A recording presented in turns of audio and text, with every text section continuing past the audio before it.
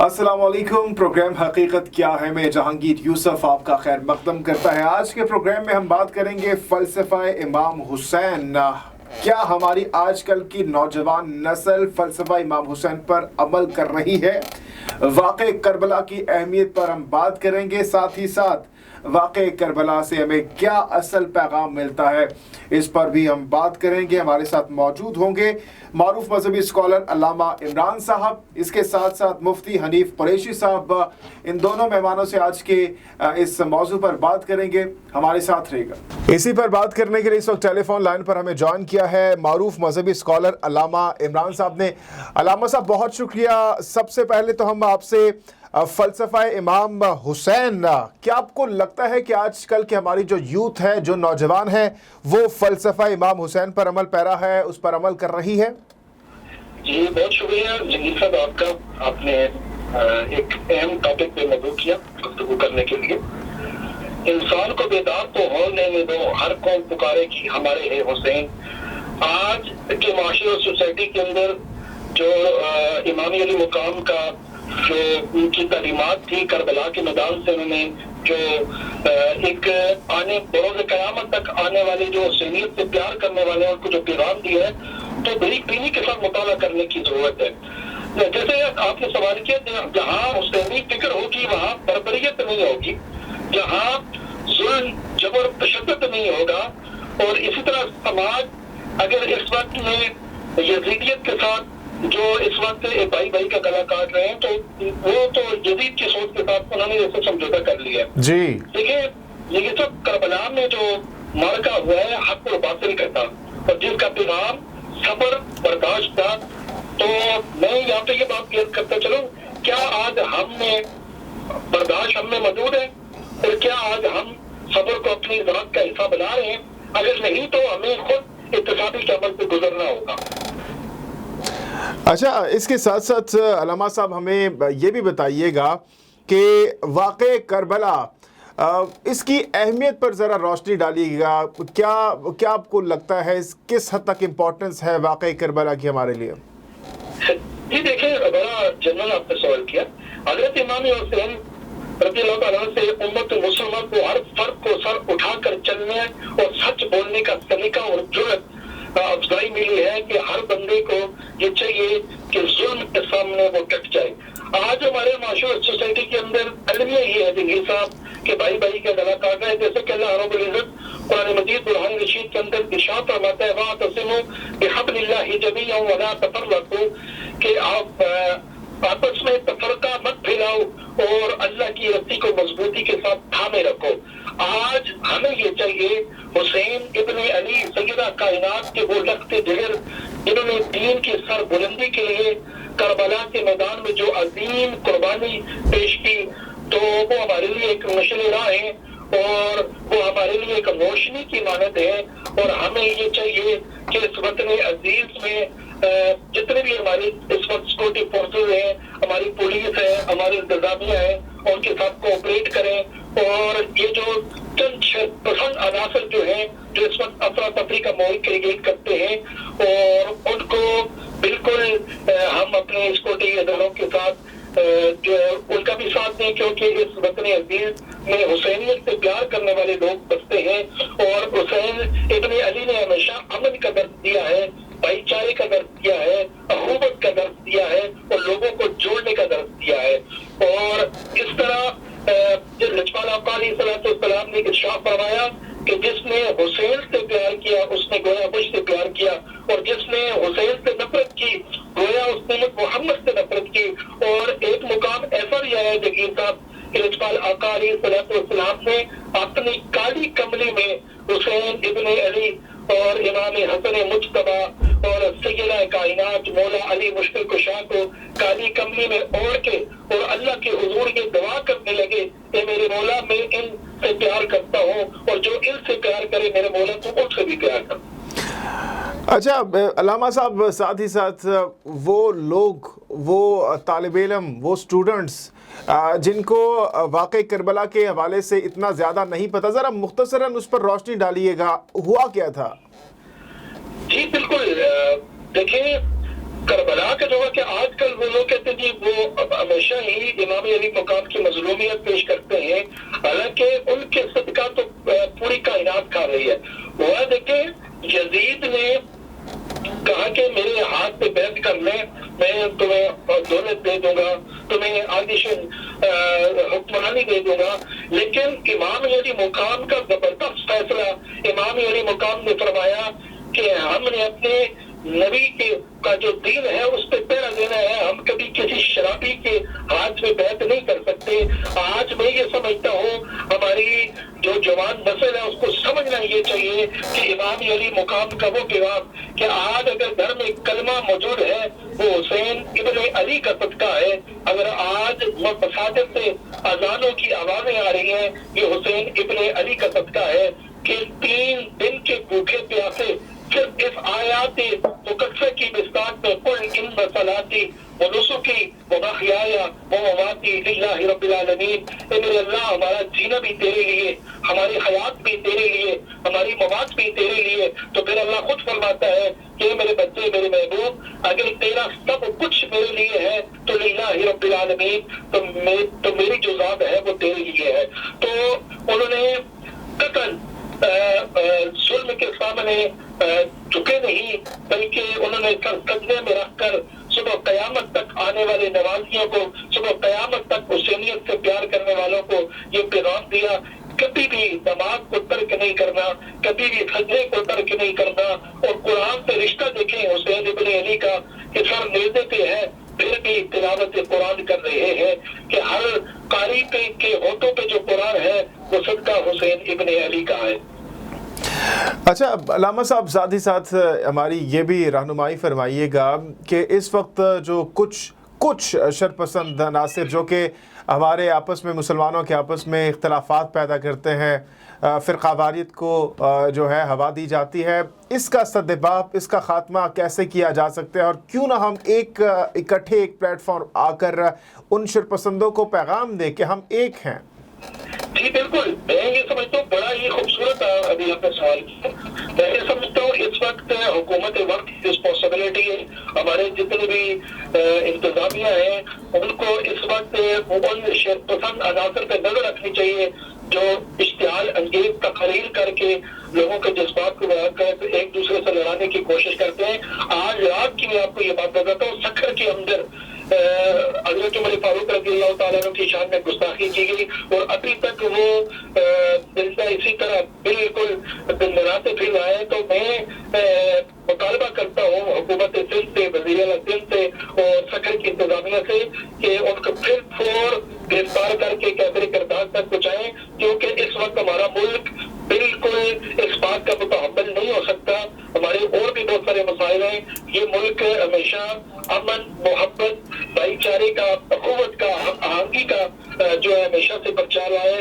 اس قومی پرچم کی طرح ہم سب ایک ہیں، اور اس وقت ہمارے جتنے بھی خطباء ہیں وہ بھی اپنا اپنا کردار ادا کر رہے ہیں، میڈیا اپنا کردار ادا کر رہا ہے، اور اس وقت حکومت وقت سے یہ چاہیے کہ ان عناصر پہ کھڑی نظر رکھی جائے جو اس طرح کا ماحول کریٹ کر کے جو مسلمانوں کے جذبات کو ابھارتے ہیں۔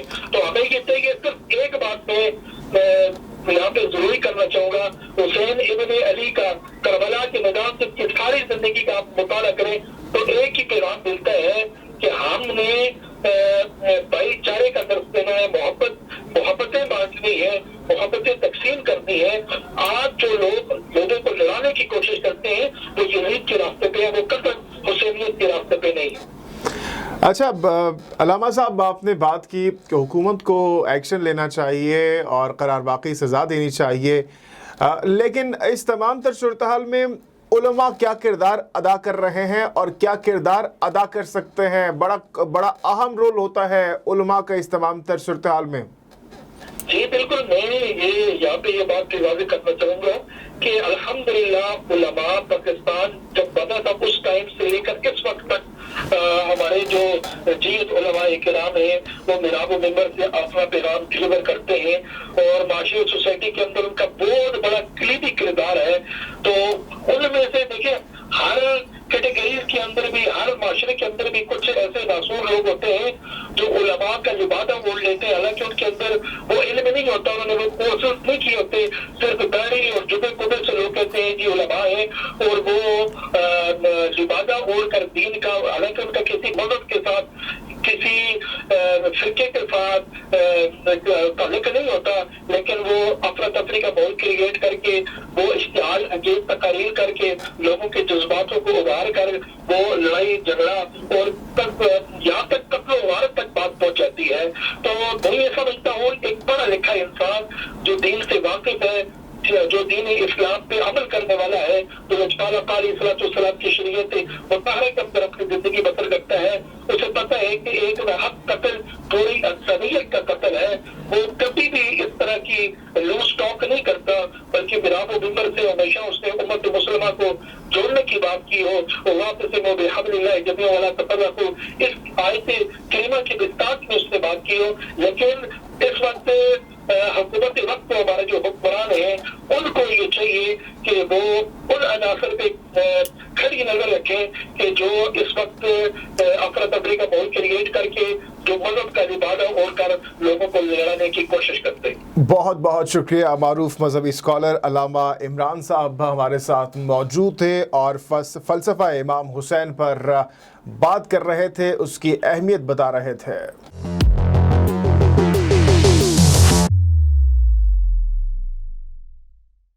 اسی پر بات کرنے کے لیے اس وقت ہمیں ٹیلی فون لائن پر جوائن کیا ہے مفتی حنیف قریشی صاحب نے. مفتی صاحب بہت بہت شکریہ آپ کے قیمتی وقت کے لیے. آج ہم بات کر رہے ہیں فلسفہ امام حسین پر. کیا آپ کو لگتا ہے کہ آج کل کی ہماری جو نوجوان نسل ہے، جو یوتھ ہے، وہ فلسفہ امام حسین پر عمل کر رہی ہے؟ بسم اللہ والصلاۃ والسلام علی رسول اللہ. حضرت سیدنا امام علی مقام امام حسین علیہ السلام کی حیات طیبہ کا کوئی ایک پہلو یا آپ کی حیات کے کوئی ایک زاویہ نہیں کہ جس کے ذریعے سے ہم کوئی ایک بات کر سکیں جی، بلکہ حضرت سیدنا امام علی مقام، آپ کی صحت، آپ کا کردار، یہ ہو بہو سیرت رسول کا پرتو ہے. اور یقیناً اللہ فرماتا ہے لقد کان لکم فی رسول اللہ اسوۃ حسنہ، کہ رسول اللہ کی حیات طیبہ میں تمہارے لیے بہترین نمونہ ہے. حضرت امام علی مقام امام حسین علیہ السلام، آپ نے باطل کے خلاف اور قرآن کے غلط مفاہیم بیان کرنے والوں کے خلاف، اور سچی بات یہ کہ رخصت کے راہ کو ترک کر کے عزیمت کی راہ پر چل کر اپنے 72 جان نثاروں کو کٹوا کر، جن میں صرف یہی نہیں کہ لوگوں کے بچے تھے بلکہ جو کچھ اپنا تھا وہ سب کچھ مال و متاع قربان کر دیا، اور اپنے بھائی، بھانجے، بھتیجے سب قربان کر کے وہ یہ میسج دے کر گئے کہ جب آپ ایک کاز پر حق پہ لگا رہے ہوں تو پھر آپ کو بظاہر کتنا نقصان اٹھانا پڑتا ہے یہ کوئی معنی نہیں رکھتا ہے. لہذا امام علی مقام کی جو حیات ہے وہ ہمارے لیے عظیمت کا استعارہ ہے. یعنی کائنات میں جب کبھی بھی کوئی باطل سر اٹھائے تو اس کے خلاف کھڑے ہو کر اس کو ٹکر دینا، یہ بندہ حسین پاک کا نام لے یا نہ لے، حقیقت میں ایسے لوگوں کے رہنما حسین ابن علی ہیں. اچھا مفتی صاحب، اس کے ساتھ ساتھ واقع کربلا ہمیں کیا پیغام کیا دیتا ہے، کیا میسج دیتا ہے؟ دیکھیں، واقع کربلا میں نے عرض کیا کہ وہاں کئی جہتوں پر اس کے اندر اسباق ہیں. نمبر ایک تو صبر ہے، یعنی صبر کا درس دیتا ہے کہ واقع کربلا میں آپ ابتدائے سفر سے دیکھیں اور انتہا تک آپ دیکھیں تو آپ کو صبر ہی صبر ملے گا. سب سے پہلے جب رسول اللہ کے شہزادے نے اپنا وطن چھوڑا، مدینہ طیبہ کو، اپنے اجداد کے مزارات کو، اپنے نانا کے مزار کو، تو یہ میں سمجھتا ہوں کہ سب سے زیادہ تکلیف دہ بات تھی. اپنے رشتہ داروں کو، خاندان بنو ہاشم کو، پھر وہاں سے چھوڑ کے جب آپ نے سفر کی سہولتیں اٹھائیں اور مکہ شریف میں آپ گئے اور عین احرام باندھے ہوئے حج کے دنوں میں آپ نے دین کی بقا اور سربلندی کے لیے وہاں سے آپ جانب کوفہ روانہ ہوئے تاکہ حرم مکی جو ہے وہاں پر کوئی بد امنی اور کوئی انتشار پیدا نہ ہو. لیکن جو تدبیر کا لکھا ہوا تھا وہ وہی ہو کر رہا، اور کربلا کے میدان میں امام پاک نے اپنے 72 جان نثاروں کے ساتھ شہادت کا جام پیا. لیکن اس میں بھی آپ دیکھیں کتنا صبر ہے کہ اپنے 6 مہینے کے لیے اصغر سے لے کر اپنے جوان کڑیل بھائی حضرت غازی عباس، حضرت محمد بن علی، حضرت عبداللہ بن علی، حضرت جعفر بن علی، حضرت ابوبکر بن علی، یعنی 6 بھائی قربان ہوئے وہاں پر کربلا میں. پھر آپ کے بھتیجے، پھر آپ کے بھانجے، اور پھر آپ کے جانثار، ان ایک ایک کو اپنی آنکھوں کے سامنے ان کی لاشوں کو اٹھا کر ترتیب سے رکھنا، اور پھر ایک لفظ بھی شکایت کا زبان پر نہ لانا، اور آخر لمحے تک اپنے موقف سے پیچھے نہ ہٹنا، اور یہی کہنا کہ جس حال میں وہ رکھے وہ حال گوارا ہے. بس اتنا تو یہ کہہ دے یہ بندہ ہمارا ہے. میں سمجھتا ہوں کہ اگر بندہ امام علی مقام کی اس حیات سے اور کربلا سے یہ سبق سیکھے تو اس کے لیے ہر مشن کامیاب ہوگا. اور یہی بات ہے کہ نیپولین سے جب پوچھا گیا تھا کہ تو اتنا بڑا فاتح بنا تو تیرا آئیڈیل کون تھا، تو نے یہ جو اسٹریٹجی اور یہ جو جنگی پلانز ہیں، یا تو یہ جو اپنی فوجوں کو تو نے ترتیب دیا، تو تیرا کون رہنما تھا؟ تو اس نے کہا حسین ابن علی. لوگ حیران ہوئے کہ نیپولین کو کیا لگے، اور گھر والوں سے پوچھا کہ تو نے وہاں سے کیا سیکھا؟ اس نے کہا میں نے حسین کی حیات سے صرف یہ سیکھا کہ آپ اپنے کاز کے ساتھ اتنے مخلص ہوں کہ 70 سال کا ابھی بھی اپنے مظاہر قربان کرنا پڑے تب بھی پاؤں پیچھے نہ ہٹیں، اور 6 مہینے کا اپنا لال دینا پڑے تو تب بھی پاؤں پیچھے نہ ہٹیں. جوان بیٹا قربان کرنا پڑے یا اپنا وطن اور اپنی تمام معلومات کی قربانی دینی پڑے تو بندہ پیچھے نہ ہٹے. تو میں نے اپنی فوجوں کو اسی نظریے پر قائم اور استوار کیا کہ یہ جو نظریہ ہے کہ اپنے کاز کے ساتھ اس طرح مخلص ہوں کہ آپ سب کچھ لٹا دیں لیکن اپنے نظریے سے پیچھے نہ ہٹیں.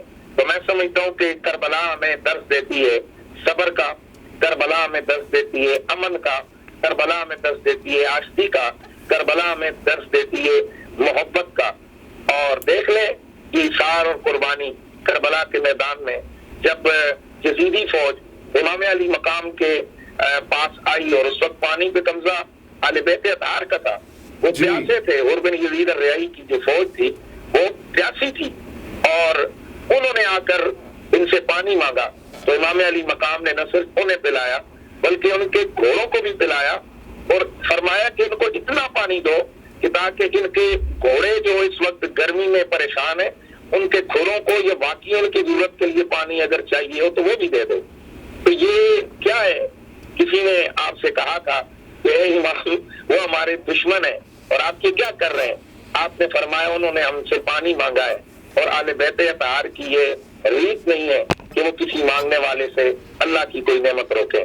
اور میں یہیں پر ایک اور چیز عرض کروں کہ جو ابن زیاد ہے جس نے یہ کربلا میں سارا ظلم کا یہ جو ڈرامہ ہے اس نے جو سٹیج کیا، اس نے یہ سارا پلان بنایا یزید کے کہنے پر. تو وہ جو ابن زیاد لعین ہے، جب مختار کی فوجیں ابن زیاد کے پیچھے لگی ہوئی تھیں تو وہ بھاگ رہا تھا صحرا صحرا، شہر شہر، اور کریا کریا وہ بھاگتا پھر رہا تھا. چنانچہ ایک دن وہ ایک صحرا میں دیکھا اس نے کہ ایک چند خیمے لگے ہوئے ہیں، اور یہ بھاگتا ہوا وہاں چلا گیا. اور یہ خیمے حضرت امام زین العابدین علیہ السلام اور ان کے ساتھیوں کے تھے جو حج کر کے واپس آ رہے تھے. تو یہ جا کر وہاں بیٹھا، اس نے پناہ مانگی.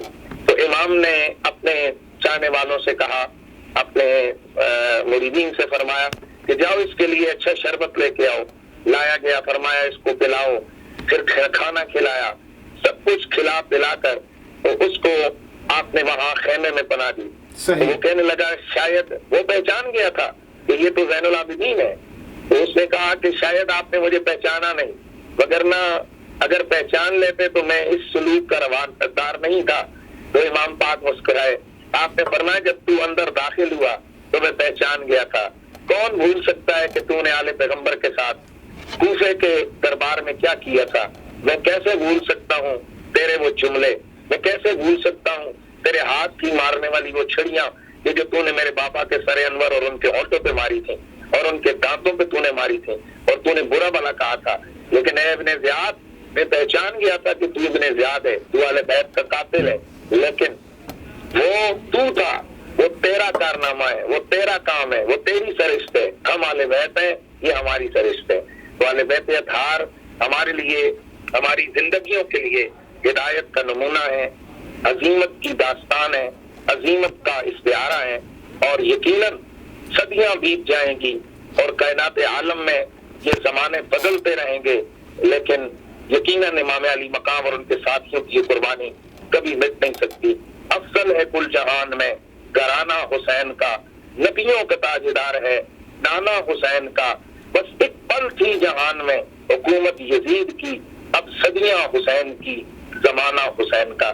اللہ تعالی ہم سب کو درس کربلا کو یاد رکھنے کی توفیق عطا فرمائے۔ بہت بہت شکریہ مفتی حنیف قریشی صاحب، ہم سے بات کر رہے تھے اور روشنی ڈال رہے تھے واقعہ کربلا پر۔ ناظرین، اسی کے ساتھ ہی پروگرام کا وقت ختم ہوا چاہتا ہے۔ پروگرام کے حوالے سے اپنا فیڈ بیک ضرور دیجیے گا۔ جہانگیر یوسف کو دیجیے اجازت، اللہ حافظ ناصر۔